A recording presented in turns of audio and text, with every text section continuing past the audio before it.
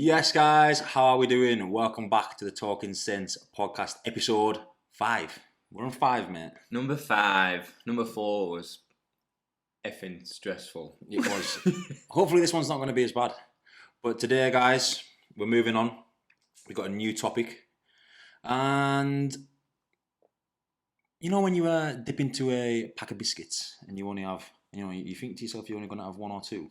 But really you have the full pack. I don't do that. You don't. But we're speaking to the viewers. I don't even know if a pack of biscuits. We're speaking to the viewers. They definitely can't, they definitely don't eat 1 or 2. They eat the full pack. And that's what we're going to do today. We're talking about finishing the full pie. I thought, where's he going with this? Yeah. And,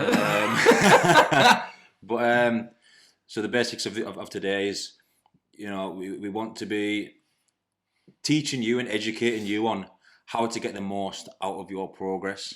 And all the things that we cover, we can look at in isolation. But if you're able to focus on the full pie and not just each individual segment, then you will get much more out of your training, nutrition, everything fitness. Yeah, definitely. I think, we talk about sometimes about building good habits into your life.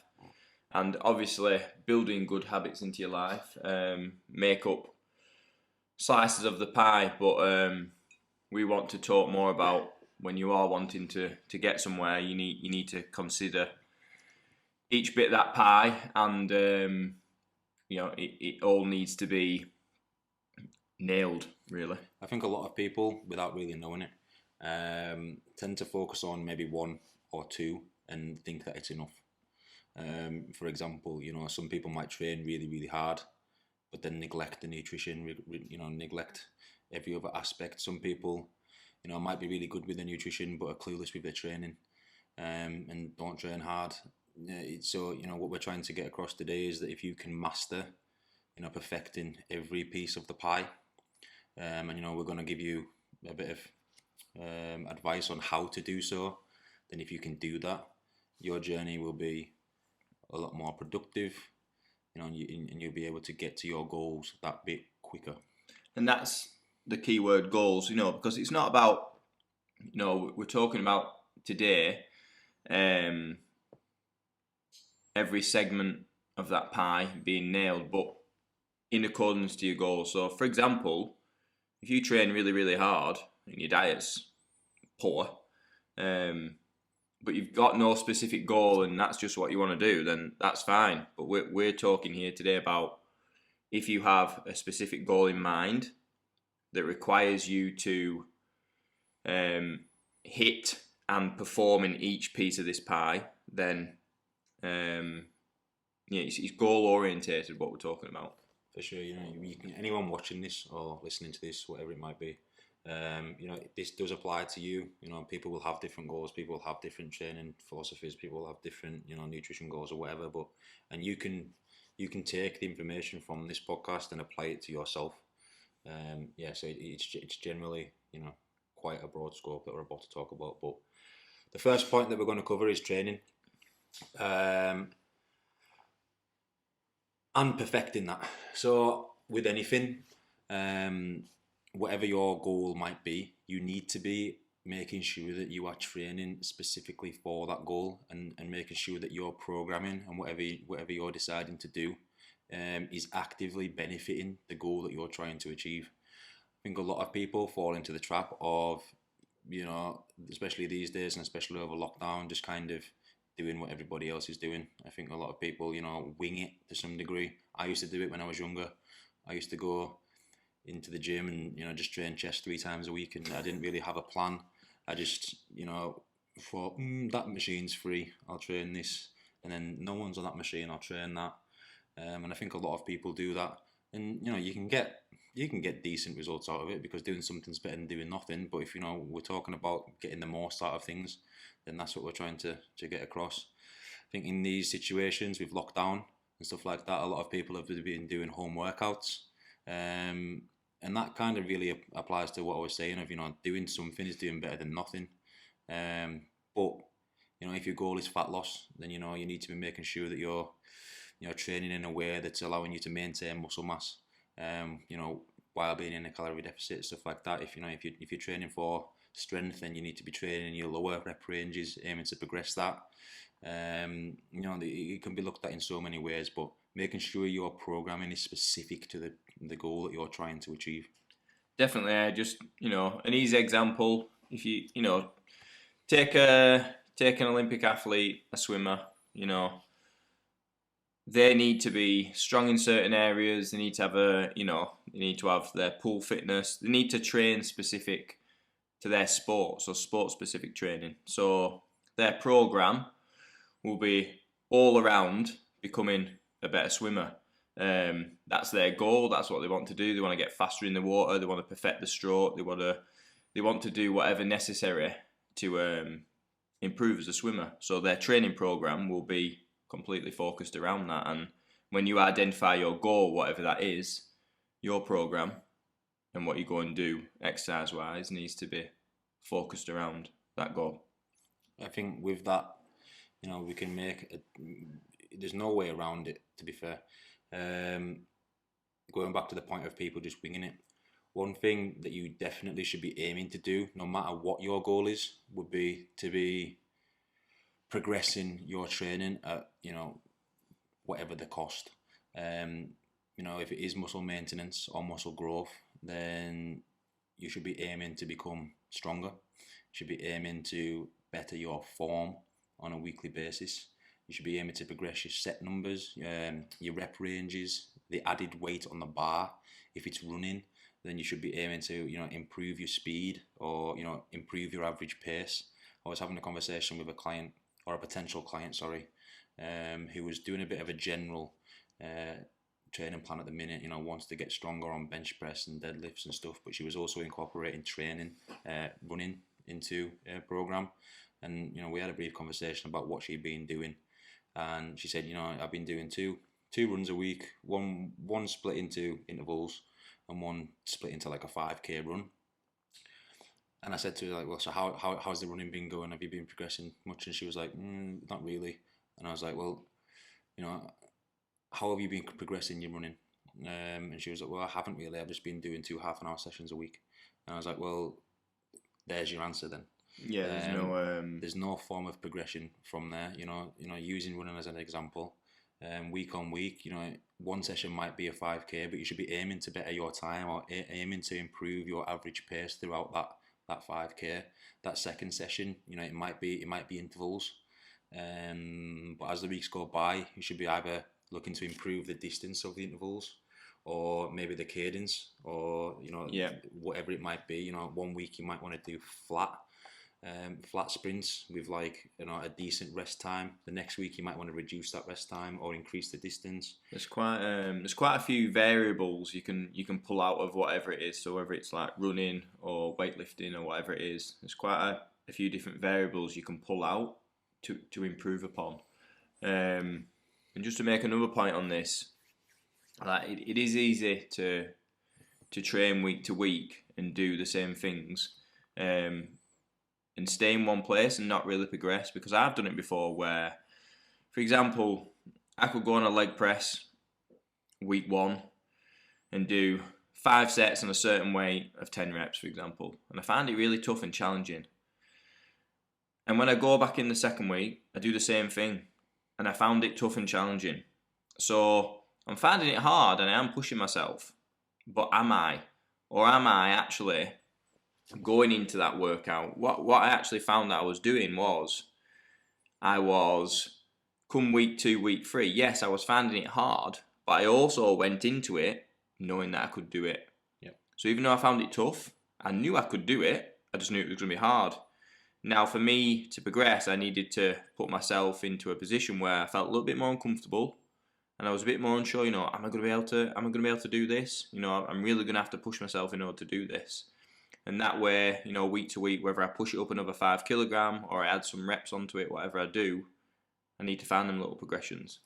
I think what Dan is saying there is, it becomes quite easy to stay in your comfort zone. As you're getting fitter, as you're getting stronger, as you're getting, more lean, like the sessions shouldn't be getting any easier, really. because as you're in theory, as you're getting fitter, you're running. Your ability to run is, it might become easier, but then in terms of your programming, your sessions should also be becoming harder with that. So you should never really be getting any closer into the center of that comfort zone. You should always be just outside it. You can get stuck in quite a challenging, hard comfort zone. Yeah. It's hard to, it might always be difficult, but it's, it is tough to always try and improve on something in it week to week. Definitely. It is very hard, but your results will be better for it. For me, for example, at the minute, I've got, if I'm barbell squatting or whatever, every session I want to be trying to get an extra rep. And every session I'm kind of thinking, oh, will I get that extra rep? I don't really know whether I will. And that's the key. And if I go into that session knowing, hey, I'm going to get that for fucking 10 reps, I'm not really going anywhere with that. I need to be every session trying to get that extra rep or putting that extra 2.5 kilo on the bar and almost kind of worrying about it. Because if you're able to stay just outside of that comfort zone, you've always got something to chase. And if you've got nothing to chase, then there's no room for progression there. A lot of my clients, when I program for them, specifically when it comes to weights, I program over 6 weeks, and I say to them, every week you have to beat last week. They might not beat it on every exercise, on every movement, but I want to see that week 2 was overall better than week 1, etc. And on week 7, generally, they have a week of active rest, but they have to earn that week. So if they get to week 6 and they've only matched week 5, or they've gone backwards, then they're still on again week 7. There's no back off week. So they have to earn the back off through progression. Definitely. So, the intensity of your sessions need to be at this level all the time. They almost just want to be out of reach pretty much every time you do a session. You need to be chasing that every single time, and you need to be prepared to do that over a long period of time as well. It's not a case of you do this for a month or 6 weeks or something like that.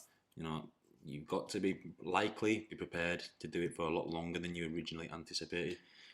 Building muscle and building a physique takes time. It takes like I've had a few conversations recently with clients, generally younger clients. So they're not at fault because they're uneducated in this area, and especially with social media now, sometimes you see a lot of things that maybe aren't so true or give you a bit of false hope in terms of I can do this in 6 weeks or I can do this in 8 weeks, and a lot of the time it's not the case. Month after month, year after year, if you're wanting to build muscle and create a certain type of physique, it's going to take months and years to do that, but also you've got to be consistent in all these areas that me and Brad are talking about today, all them pieces of the pie. Quick fixes, they don't exist. You can lose weight in 6 weeks, can't you? It's one of them. These little 4 to 6 week programs, or these little 4 to 6 week blocks, are the small stepping stones to a larger picture. You should be aiming to take them little wins, and you can get somewhere within that 6 weeks. But that 6 weeks is only the initial stage of being able to get you from here to here. Over 6. Don't get me wrong, over 6 weeks. And I'll come on to weight loss in a minute, but looking at building muscle and strength and things, yes, you can make improvements over 6 weeks. You're going to get a bit stronger, but we're talking about getting to that end goal and creating that physique that you're really chasing. It takes a lot more time. It does take years. This is obviously specific to where you're at right now. Obviously, someone who's already got visible abs can get shredded probably within 6 to 8 weeks. But someone that's spent 2 years sat on the sofa not training, eating takeaways twice a week, for them who spent 2 years getting out of shape, is going to have to be willing to potentially invest 2 years to get back into the shape that they want. So all these things that you have to consider are always specific to yourself. So that's why you should never do what someone else is doing. But yeah, in terms of training, correct programming with progression on the forefront of the mind all the time, bringing an intensity to pretty much every session and being able to do that over a long period of time, sticking at it. And I think the sticking at it part is probably more applicable to building muscle and strength and that type of thing. But, you know, yes, over 6 weeks, you know, you could shift a good amount of weight. But, you know, it all depends on your starting point for one. But yeah, in general, results take time. Let's move on to nutrition. So I think a lot of people, again, you know, looking at these in isolation, what you're trying to do, as what I want you to take from this is, as we move through them all, we want you to try and perfect pretty much every one. But as we talk about them, we're obviously going to talk about them pretty much on their own. And I think a lot of people, talking about the general, you know, public and people that aren't necessarily, you know, that experienced in this. And don't get me wrong, there is people that are experienced in this that still do this. I do it every now and again, but you know, you kind of earn the right to do these kinds of things. When it comes to nutrition, people definitely give themselves too much credit. You know, a lot of people, when it comes to tracking, whether it is, you know, muscle gain or weight loss or whatever, you need to be eating for that. So if you're aiming to lose weight, you know, you want to be in a deficit. If you're aiming to maintain your weight, then you want to be eating at maintenance. If you want to be gaining weight, then you need to be in a calorie surplus. But either way, your ability to track with accuracy is going to be one massive point to consider when it comes to achieving the best possible results. You know, I think a lot of people, like I said before, give themselves way too much credit. A lot of people will track breakfast really well, they'll track dinner really well, they'll track tea really well, and then maybe track the nighttime meal really well. But what they fail to do is miss the little 1%ers. The little Freddo that they forgot about in the office, or that cookie that they had with their brew on their dinner break, the butter that they're putting on their bread, you know, the oils that they're cooking with, latte that you got in on the way to work. Exactly, that's what I mean. Like, a coffee isn't just a coffee. You can have a black Americano, which has like 1 calorie in, but then if you have a whole milk latte, then that's 250 calories. You know what I mean? Yeah. It's like, you need to be tracking relentlessly, just like you are, you know, aiming to train with absolute purpose. You need to be aiming to eat with absolute purpose. If your goal is to get the best out of everything that you're doing, you could probably sometimes look at it a bit like that. You know, it's like, you won't, if you went and did a leg workout, for example. You know, you won't get to your third set of leg extensions. You think, you know what, and you just stop halfway through. You think, I'm going to go on to the next exercise now. And then, you know, a third exercise you don't even bother with, and then you just finish up, you know, and that's, you wouldn't consider it a completed workout which you'd nailed, you know, and just switch that to nutrition, and tracking and things like that. If you don't log your latte on your way to work, and all these little things you're not getting right, or not logging, tracking, whatever, you're just not on it. You know, it's like a training session. You've either nailed it, or you've not.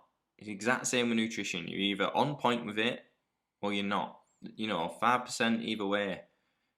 It needs to be on the fucking dot. I think what a lot of people fail to do, and the reason they fail is because they're not set up for success. I think the issue that people have when it comes to tracking calories, they do it as and when. So, you know, if they're at work, for example, they've had their breakfast and they've tracked it all right, but they forgot to put the butter on the toast. They get to work, you know, they know what they're eating for dinner because they've already made it.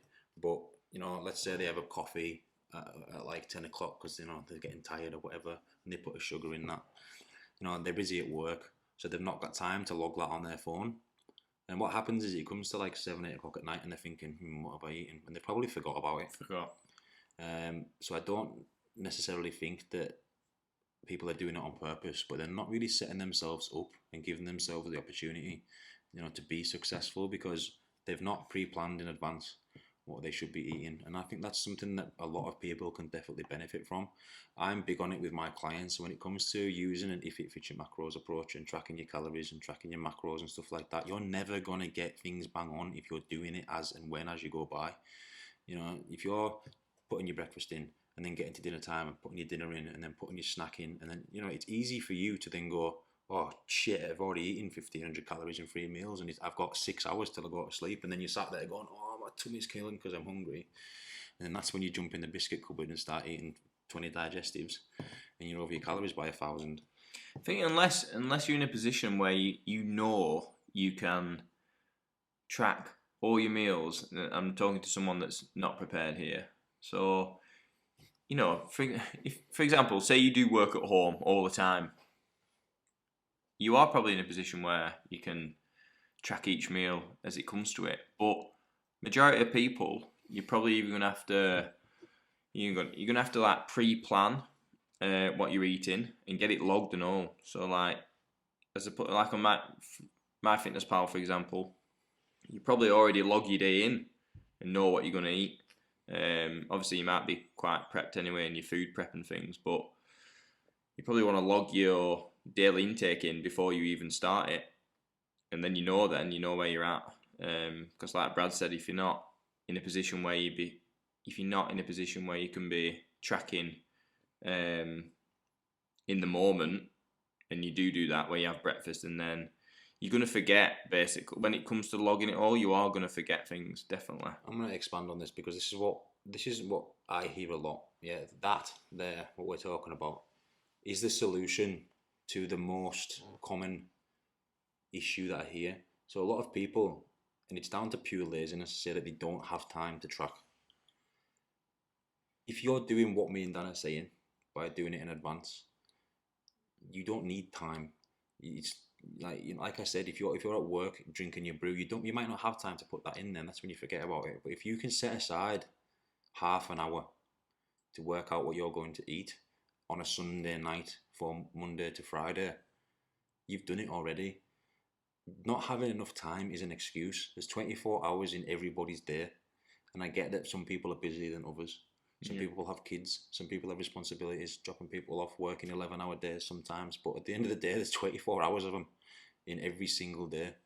If your goal is specific and you want to get to a certain point from A to B, you will find the way to do the things necessary to get you there. And being on point with your nutrition is a big one. It takes up a big portion of how well you're going to do. I think you've hit the nail on that. I mean, like I said there, pre-prepping your food and pre-logging your food is obviously one way of being on top of it. But if you want to achieve something, if you actually want to achieve something, you'll just do it. There won't be all these little excuses like I didn't have time or I didn't have any skills, or because if them excuses are coming out, the likelihood is you probably just don't want it enough.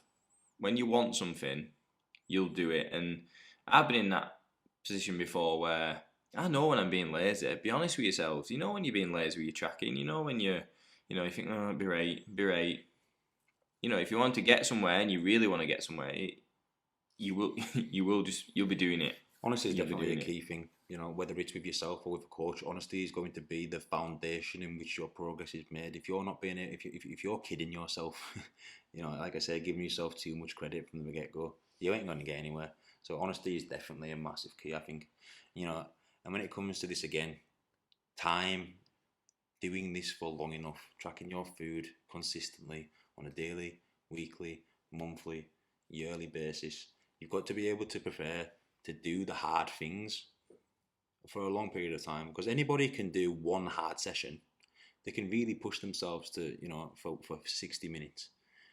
But the people who do really well are able to do that every day, every week, every month. Anybody can exert themselves in short periods, but the ones who do really well are the ones that are able to do that on a consistent basis for a long period of time. So many. I've quite a few clients which say, you know, I've nailed my nutrition this week. Been red hot. You know, I've nailed it. Yeah, I've been good this week. Sometimes I turn around to them and say, how long? Be honest with me now. How many weeks have you nailed it for in a row? I don't think I've ever had a client say to me, past 3 weeks. Never. And that's the key. You know, like training, the consistency. You've got to be on point with your food, week after week after week after week, accumulating them months to create the change. And not only that, but when you're doing that as well, when you've got that consistency in your training and in your nutrition, it starts becoming your norm, which is what you want. It starts becoming second nature. Then all of a sudden, inconsistencies with your training and your nutrition that are poor become more aware to you. Like you'll feel more off track because you've got yourself into a position, because you've been that consistent, where it's the norm now. Yeah. And you'll know when you've been pulled out of your norm more. Important to mention. When you do things over a long period of time and you work for things, what tends to happen is you tend to find luck. Good things start to happen when you start to work hard. Things don't just fall in your lap. You have to work for success. One thing as well, just it's on the same topic that I wanted to mention. When it comes to probably specifically fat loss as well, what I find a lot of people do, and a lot of us sometimes do, we reward ourselves with food. So like if we've nailed a week or we've done really well, our first instincts are, oh, I've earned my takeaway. I can reward myself with some shit. And don't get me wrong, it's okay to do that, especially if it's not in excess and you're tracking, because don't forget as well, you've got to track your shit food, you've got to track your alcohol and your shit food. It's not all about just tracking the good stuff. That's what keeps you, on track.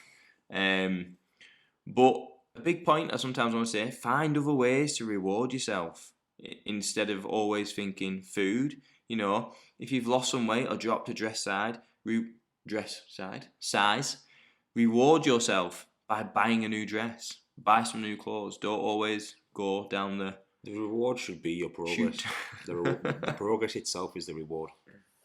And this is the last thing we're going to say in nutrition, but when Dan says you're rewarding yourself, when it comes to fat loss with food, he's like trying to save for a house and then spending the money that you've saved.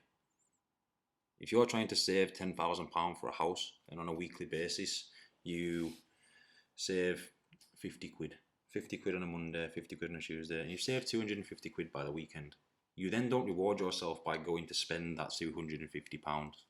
That's exactly the same as losing £2 and then overeating at the weekend. It's exactly the same. It makes no sense whatsoever. So, why would you do that? Stop doing it. Moving on.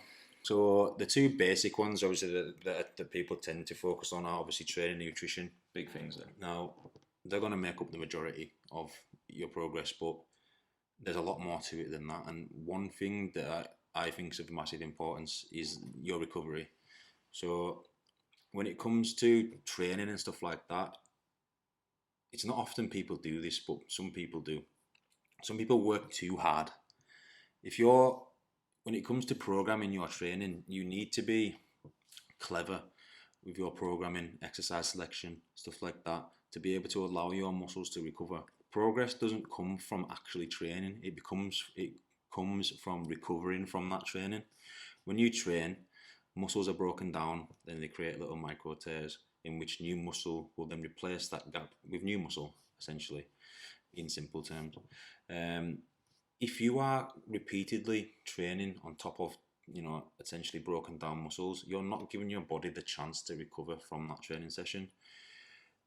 Overtraining is a serious thing. You need to be considering, your training and what you can recover from when in terms of progress. Yeah, I'm not going to link this too much into nutrition because we're going to talk about some other things regarding recovery. But obviously, when you are breaking yourself down, it's important. Rest is important, but obviously getting that nutrition in to help the repair and recovery of your body is essential. But there's lots of other elements, like, I don't know if you've heard the term, like active recovery is quite a big thing. So it might just be a case where you might not be training on that day, but you might spend, 30 minutes like doing some mobility work and doing some stretching. Obviously, when it comes to like using like yoga and stuff like that, mobility and rehab is one thing that's massively overlooked, and I'm terrible for it, and I know Dan's terrible for it as well because I've never seen him stretch in his life. But I have not either. I do it about 11 at night.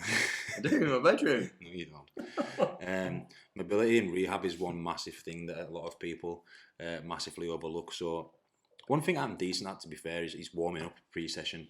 One thing I'm terrible at is definitely cooling down post-session. So when you're going into your sessions, you need to be making sure that you're limiting the chance of injury to the minimal, basically, making sure that you're adequately warmed up for every session. and then at the end of every session, making sure you're cooling down, because if you're waking up the next day absolutely written off and you've got another session planned but you're not able to do that, then you're setting yourself back another day. And if you're doing that over a long period of time, if you're missing maybe 2 or 3 sessions a month, over a year, it's adding up to like 40 sessions or something, which in the grand scheme of things might not seem too much, but over time, it will become a big issue. It's just one of these 1% things that you definitely need to start considering. So adequately warming up, adequately cooling down, and then in between your sessions, making sure that you are recovering. And whether that's like just through, the recovery might just be through like rest and obviously not training, but take into account that active recovery, which might be like mobility work, stretching, yoga, walking, things like that. One big thing, after a leg session, sitting on your ass is going to be the worst thing for you. As much as you do need to rest. Getting out and getting some blood through their muscles by walking is going to be of massive benefit, and that's definitely one thing that people 100% overlook. Now, before we move on from the next thing, I kind of missed it before, but when it comes to training and giving yourself enough recovery between sessions and being smart with your programming, I want to use an example of, you wouldn't, for example, deadlift on a Monday and then RDL on a Tuesday and then back squat on a Wednesday to failure every time, because your back will be ruined from that. So not only do you need to, like, for example, do upper body Monday, lower body Tuesday, maybe take a rest, then do upper body Thursday, then lower body Friday. You need to be spacing out your sessions so you have enough time between each session to recover from each muscle group. So in terms of programming, you need to be clever like that. But when it comes in terms of exercise selection, you also need to be clever. You wouldn't be doing, in terms of the volume or max recoverable volume that you're able to do in your sessions, you wouldn't be overloading your spine too much. No. You wouldn't be training chest 3 times a week with 20 sets a week and stupid things like that. So recovery isn't just looking at doing nothing and resting in between your sessions. When it comes to actually programming, you need to be thinking of recovery as well. Yeah, how can you, exactly what Brad said there, you don't want to be doing a session on a Monday that's then going to impact negatively on the session that you go and do on the Tuesday. So you do need to be smart in your programming and how you're hitting your muscle groups through the week, and they're not, you're almost not like causing clashes. But like another big one Brad said there, like you won't go into a leg session and maybe do a sumo deadlift, then an RDL, then a good morning, because your lower back's just gonna die. You probably won't squat and leg press and hack squat because your knees are gonna get battered. One more thing as well, just on recovery before we jump on. I tend to ask clients or tell clients, not many of them do it, and it's a financial thing as well. But I would always recommend they probably go for like a sports massage or go and see a physio maybe like every 6 weeks. Or do like an alternate. I spoke to an osteopath. It's quite a long time ago now, but he said quite a good thing would be like every 6 weeks, you would rotate going to an osteopath and then to a physio for like a sports massage. So 6 weeks you go to the physio, the next 6 weeks you go to the osteopath. It's just a good way of taking care of your body, and they are the professionals in them areas for body recovery in terms of muscular and skeletal. Definitely, it's something that I definitely do. Luckily for me, I'm sponsored, so it didn't cost me anything. But yeah, you are. I need to get sponsored. I'm at the physio twice a month, every 2 weeks. And to be honest, with the back issues that I do have, I would be fucked without that. Like after 2 weeks, it starts to creep up on me. I start to feel like fucking Quasimodo. How often do you have it? Every 2 weeks. Once every 2 weeks. Yeah. So you could have it once every month, and I could have it once every month. No. No. Selfish. But yeah, it's again specific to you. If you have issues that you need sorting out, then you need to take ownership of them and get them sorted. Too many people just kind of wing it and don't. I know plenty of people that have got my back's hurting, but then don't get it seen. Just wait for it to disappear. I'm a pretty bad example because I'm just a little bit rugged, but I really am. But you know, if I listen to my own advice, I'd see a physio every 6 weeks. I'd see an osteopath every 6 weeks after that.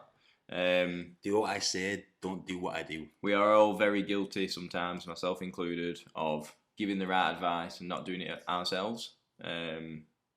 So, you know, bit of a wake up call for me there in that little moment. But just it is, you know, it's the best beneficial to do in terms of. Now, in terms of recovery, obviously, recovery alone, in terms of, like, you know, looking at training and looking at your rest days and whatnot, one massive thing on recovery is going to be sleep. And it's massively overlooked. I see so many people that have this issue, staying up till 1 o'clock in the morning on TikTok or fucking other pathetic shit. Like, it's going to get me riled up, actually. It's going to get me triggered, man. I think I've finally grown up at nearly 32.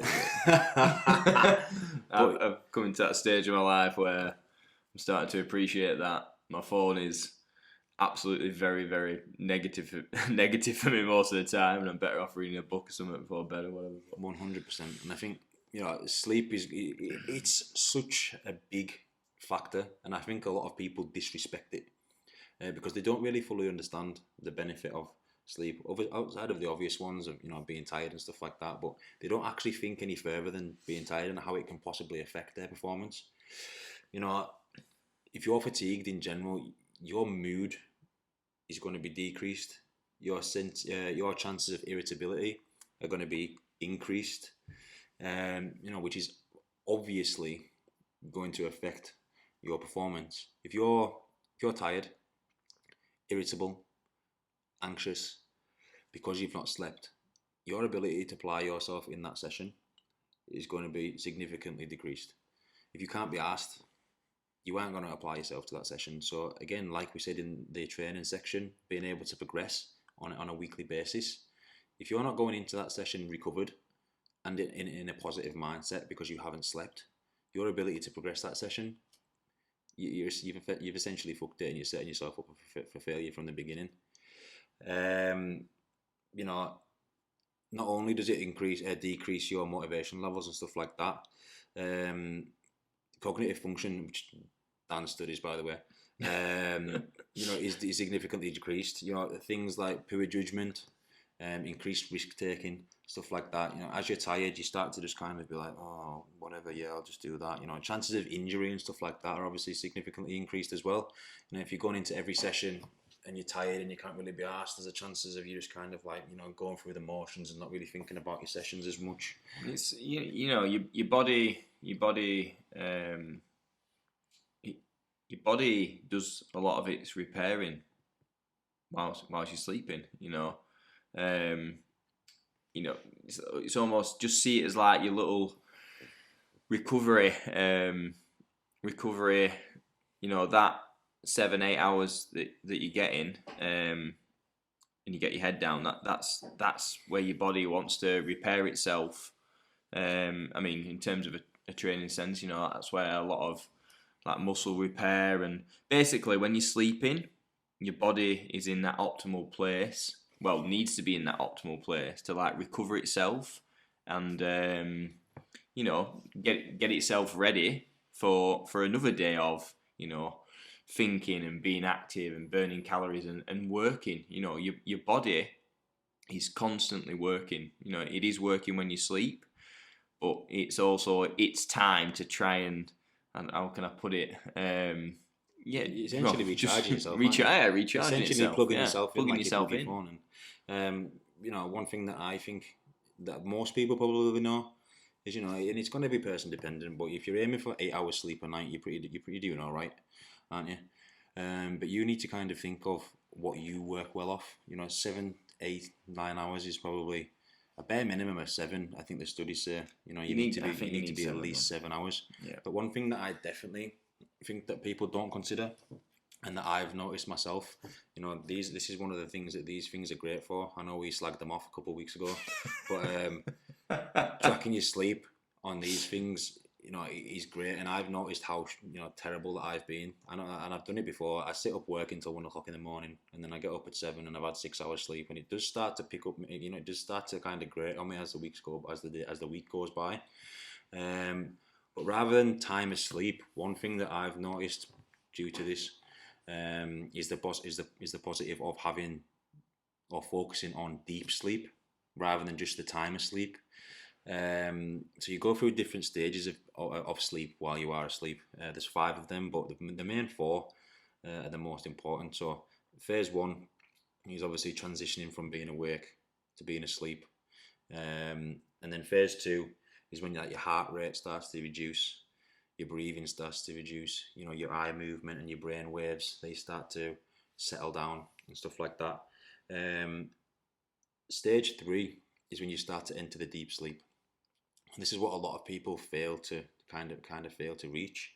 Obviously, your muscles are relaxed at their maximum at this point. Really, really relaxed. You're probably at this point least likely to be roused or woken up. But then stage 4 again is where the real recovery starts to happen. So this is what they call the healing stage, and that's when your hormones start to be released. They start to do their job. Your cellular energy is starting to be restored at this point. And not until this point do these things start to happen. So if you never reach deep sleep, your chances of recovery are even lower. And I've noticed by tracking this that it's something that I massively need to improve on. You need to be getting probably, I'd aim for around 2 hours of sleep. Yeah. 2 hours of deep sleep a night. But you were looking earlier where you had like 1 hour, 1 hour, 1 hour. 45 minutes. No wonder he's a nightmare to live with. To be honest, it's one of them things. I'm motivated and dedicated enough to get the job done when I'm tired or not. But speaking on it, to everybody, again, if you're looking at optimal, these are the things that you need to start considering. This discussion is really geared towards looking at how you can be optimal in every way. Like I'm very motivated and driven, as Brad is, and we will get shit done. I'll work 14 hours if I need to. I'll train after 5 hours sleep if I need to. But in them times, am I optimal? When you go and do a training session, or you might be studying, you might be doing an exam, you might be in work, whatever it might be that requires your attention and requires your thought process and everything. Are you optimal in them moments, even if you are getting them done? Because if I don't get enough sleep and I'm not primed, I'm not at my peak of, I'm not fully recovered and I'm not fully charged. Yes, I can still go and do my things in my day, my training sessions and things, but am I getting the most out of them? Or am I cutting myself short because I'm lacking on sleep? It's probably a good point to put this in here. So when we was like, planning this podcast, and we wanted to get a bit of data to give you to, there's plenty of studies done on this, in relation to sport and stuff like that. There's plenty of studies out there that, I've got 2 points here that both male and females, swimmers and basketball players, as they increase their sleep to 10 hours a day and of good quality sleep, the studies proved that the basketball players' shooting ability and accuracy improved by 10% compared to if they were sleep deprived, and that in the swimmers, better turning speed, quicker response times of diving off the blocks by 9%. So 10%, it's a lot. Massive. That could be the difference between being an amateur and a professional. Exactly, that's what I mean. So relating this to training and whatever the area of focus is for you. For me, if I'm sleep deprived and my ability is improving by 10%. If I was sleep deprived, my form or my execution in pretty much every rep would be significantly reduced. So I'm not getting the same amount of intensity or benefit out of every set. My ability to think and connect with my muscles. So in terms of mind to muscle connection, my ability to keep time under tension on every set, on every rep is significantly reduced. And in general, your ability to train for longer. If I'm going into a session tired, after half an hour, I might be like, oh fucking hell, this session's taking ages. I can't be asked.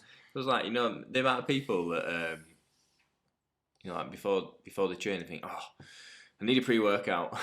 Oh man, you know, it's bad, isn't it? Relying on that stuff. You know, like a reliance on pre-workout. You know, I need a pre-workout that will get me going.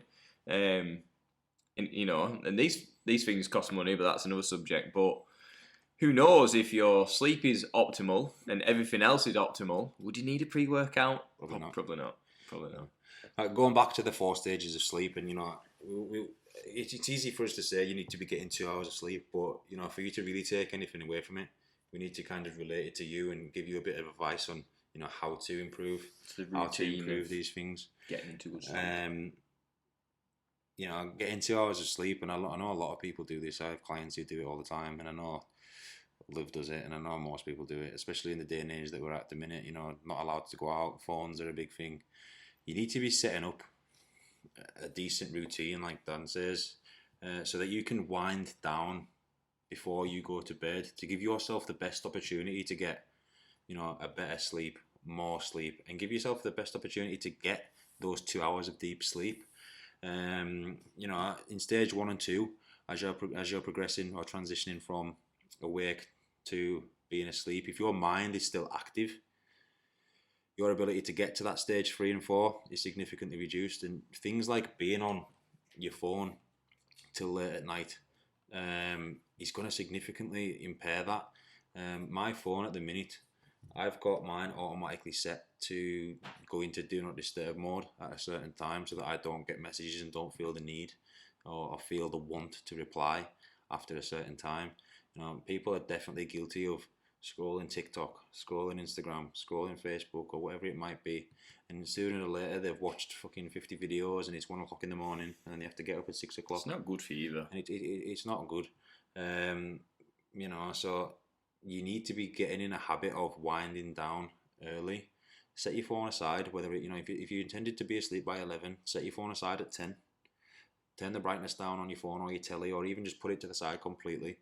Focus on doing things like, you know, it might even be just reading a book instead, where there's no light or blue light hitting your eyes, where you're starting to get into a relaxed state, so that as you transition into stage 1, 2, 3 of your sleep, that you are, you know, setting yourself up for getting the recommended 7 or 8 hours, and for 2 of those hours to be really deep, so that you're getting the maximum amount of your recovery time. You know, you've got to just be a little bit childish with it and have a bedtime.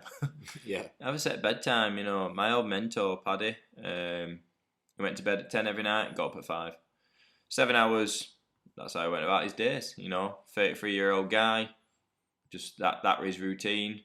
You know, identify how much sleep you feel like you need to get that is optimal for you, especially when you're back into a working routine. But set yourself a bedtime and set yourself an awake time that's going to give you them hours. And you know, I'm not stupid in terms of it's not always going to be the case, especially when it comes to a weekend or whatever. You know, you've been on a night out. You know, you start seeing a new bird, whatever. You're up till 3 o'clock in the morning. Doing what? But playing Scrabble. Oh.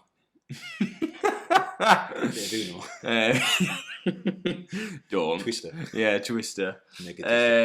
But no, it's like you know, if you end up having 4 hours sleep on a Saturday night, you know, ideally you want to try and make it up. You know, you might try and fit in a bit of a nap on a Sunday, or you might just get to bed very early on a Sunday to make it up. But you know, them occurrences aren't always. Don't happen every weekend. Again, that's one thing. I had this conversation literally this morning. Got to be real with Liv. You know, again, this is another good thing that they are. You know, you set yourself a goal of. I've set myself of 8 hours. If I go under, it tells me that I'm in debt to my sleep. So you know, if I undersleep on Monday, I catch it up on Tuesday. Or if I undersleep on Tuesday, then I catch it up at the weekend. Do you like your calories? Exactly. On average, across the week, if you're able to maintain a decent, you know, 8 hours. And you know, consistently getting your deep sleep, you know, that's the best route for you to try and aim for. But there's one point transitioning into one of the last points here that trumps every single one of these, and it relates to all of them, and that is effort. effort with everything. So with training, with nutrition, recovery, with sleep, going back to that whole point of people give themselves too much credit. They think they train harder than they do. They think they track their calories better than they do. They think they sleep enough. Truth is, you don't. I think we just we're a little bit. Oh God, you're gonna start me now, aren't you? But if you want to, whatever your goals are, if you want to develop, you want to get better, you've got to put the work in. Not look for excuses, not look for magic formulas, not look for quick fixes, not oh, well, what about if I try this and just get shit done. Eat properly and eat consistently, train hard. Don't the fundamental principle that is effort over it's the biggest factor in every piece of them pies. You've got all them pieces of them pies, but without effort, yeah, you get nowhere. You get nowhere. Again, I have these conversations all the time. Like Dan says, a lot of people are trying to find the easy route, which tells you from the beginning that they're not ready for what needs to be done.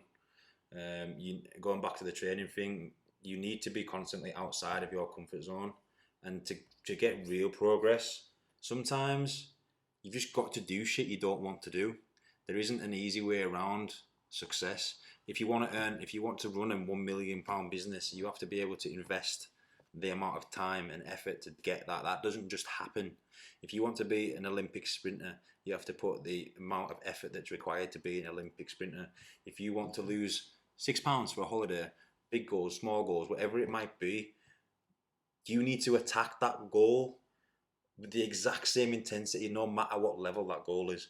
Whether it's, like you say, whether it is losing £2, or whether it's fitting into your wedding dress, or whether it's becoming fucking heavyweight champion of the world, all of these things, if you really want that, you will find every fucking little way to make sure it happens.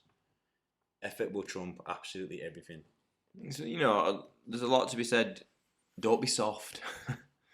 Don't be soft. Just get hard with it, and yeah. I'm not going to say too much on it, but don't be soft. Get stuff done. We know when we know when we're making. We know when we're putting the effort in. When we are honest with ourselves, we know if we are putting the effort in to do what's required to get to where we want to be. Don't kid yourself. Don't lie to yourself. Don't look for excuses. Just do it. Again, honesty is key. If you want 100% out of your progress, then you need to be willing to invest 100% effort. If you want 70% out of your progress, then you need to be willing to invest 70% effort. If you're not really that arsed, then you can afford to be not that arsed. Whatever your goal is, make sure that your effort matches that. Make sure that your fucking bite matches your bark. You've got to be within all these segments, like nutrition, training, recovery, whatever they are. You probably, if you want to, I'll take getting in shape, just getting into a decent shape as an example here. You shouldn't have, if you're putting effort in to train, to eat well, obviously you need a little bit of education around it, which helps. You probably don't have to overthink too much into these segments of nutrition, training. People massively overcomplicate simple things sometimes. It's like, I want to lose a bit of weight. It's not that fucking hard. You've just got to eat less, eat better, and exercise and move. Sometimes you've got to put effort in them places. Sometimes we start really thinking about these areas like, oh, how much protein am I getting in? Should I be having that amount of fat a day? When I'm training, is it more important to do high reps or low reps? Is it more important to do that type of cardio or that type of cardio? It's like get to a certain point before you start worrying about all them things. It becomes more complicated the more maybe complex your goal becomes. But if you're just generally getting in shape, it's not that difficult. You just got to put some effort in within these segments, some basic effort in. There might not be, it's not a one size fits all for everybody. Your results will be a direct result of how much effort you put into the plan that you're on. I might give a different plan to someone than Dan would. You might give yourself a different plan than a coach would. But no matter what, if typically, if you're able to invest and throw yourself into that, whatever the goal might be, whatever the plan might be, if the effort is there, you'll get to where you need to be. It's then just the fine tuning of all the other things that will get you there, that maybe that little bit quicker or that little bit more efficiently. But effort in pretty much every aspect, all the pieces of the pie. If you're able to put effort in all of them and not just one or two, then you're setting yourself up for optimal amounts of success. It's like you said, we discussed before, didn't we, as well? Like environment can play a bit of a part. Like when I was younger, luckily, I was in a gym environment surrounded by people that were just hard. They were just hard people. They weren't soft with stuff. They trained hard. They ate well. They imprinted on my personality and my mindset. So that can also, your environment can also play a part. I feel lucky that I was surrounded by driven, hard, determined people when I was younger. It imprinted on my mindset, my beliefs, and my effort. But we talked about where sometimes your environment might not be that, and you might not be in the lucky situation I was in, where I managed to, pick up these positive things from these people. I would say they were positive. But your environment might be surrounded by people that aren't that driven, or you might be training with people or with someone that's pulling you down in a way. So you might have to step out of that and go on your own. Or you might have to step into a new environment where you're surrounding yourself with people that are driven and are challenging you and are showing you the levels that you need to be at in order to achieve things. When it comes to achieving an optimal environment, there's two ways you can go about it, really. You can actively seek a positive environment by surrounding yourself with positive people, driven people, passionate people, or the other way around, if you prefer to be a bit of a lone wolf, which you're kind of that way, aren't you? I'm that way, yeah. The other way that you can do it is just remove yourself from the negative environment, so you can actively seek a positive one. Or if you do prefer to do it on your own, just make sure that you clean out the closet and get rid of all the negative noise that you don't want to hear. And then you kind of, in that little bubble that you're in on your own, it's all positive space. And in that way, you can clean up your environment that way as well. Covered a lot there, haven't we? Pretty much covered everything that we wanted to say. It's been a long one, this, mate. It's been a long one. It's been a long one, this, mate. But there's a lot to say. It's just a lot, me and Brad talked about this before. We can plan these things out, and we think, we'll talk about that for so long, but you get, especially when you're passionate about subjects, like we started on training and nutrition, we probably talked about, 15, 20 minutes on each there, and there were only 2 segments, but there's so much you can say. But at the same time, when you are speaking, you don't want to overcomplicate it, you don't want to mumble on, we don't want to lose the point of the podcast. But I hope that's helped you understand what we're trying to put across there. There's definitely a lot for you guys to take away in that podcast, without a doubt. And me and Dan will continue to post little snippets up on social media and stuff like that. And like we said in the beginning, you can look at each of these points in isolation, but hopefully, if you're able to focus on, investing the right amount of effort into them all and combining it all as a full pie and scoffing it all rather than just one piece, then you'll be able to achieve pretty much anything that you want to achieve. But yeah, hopefully you took some things away from that. Episode 5 of the Talking Sense podcast. We'll wrap this one up, and we'll see you in episode 6. Episode 6. As always, guys, we appreciate your support. Keep watching, keep listening, keep liking, subscribing, sharing, saving, all that jazz. We appreciate it. Thank you. Peace. Take care.